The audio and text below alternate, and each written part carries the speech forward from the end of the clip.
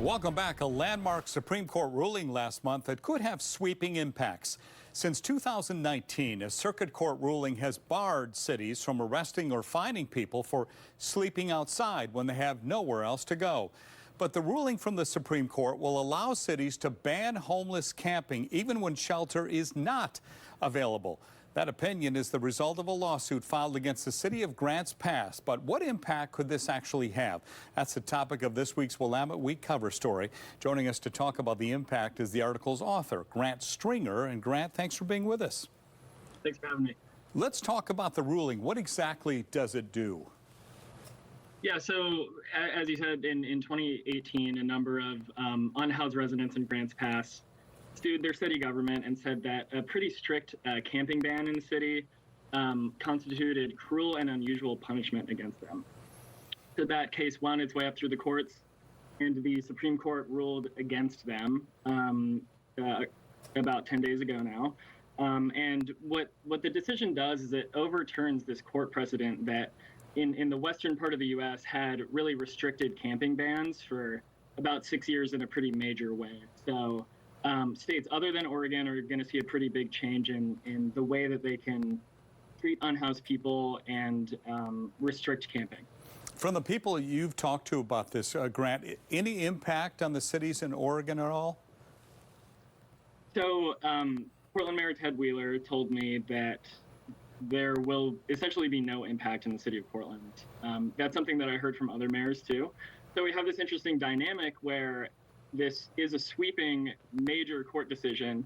At the same time, it's not really going to change anything in Oregon, and that's because of a state law that we have. It's been on the books since 2021, and it essentially codified that earlier court precedent that restricted some of the most, strict camping bans that other cities and other states have enacted. How have things changed in Grants Pass since the suit was filed? In some ways, a lot has changed, and in other ways, not very much has changed. So people I talked to there said that there's been a pretty dramatic increase in people sleeping outside in public parks and near the river. There's a lot of resentment and tension over that in Grants Pass. That's where this case comes from. The city at one point set up a low barrier shelter. It was the only one in the city. And I've been told that that shelter doesn't exist anymore because there wasn't political will to fund it. So nothing has changed on that front. Grants Pass hasn't been able to enforce its camping rules, ironically, since 2018 because they were paused by a federal judge. So now they'll be able to go and write their own rules. Of course, under state law, they're going to have to be more relaxed than they were in 2018. What's next for Oregon? So there's a debate among some Democrats right now, including a couple of candidates for mayor here in Portland, about whether state lawmakers should reconsider the state law that basically restricts the toughest camping bans, as I said.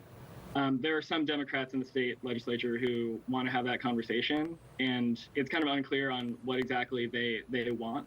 But Democrats I talk to in power in the legislature say that that conversation isn't really happening and that there's probably not political will to get that done. In Portland, we do have a new camping ban. The mayor said he started enforcing it and sending cops and city staff out about 10 days ago now. So we're still trying to see what that means for the city and unhoused people here. We'll be following. It's certainly a very, very big issue. But Grant Stringer, thanks for your time. Thanks. Appreciate your time very much. You can read the entire article in the latest edition of Willamette Week on newsstands now or online at wweek.com.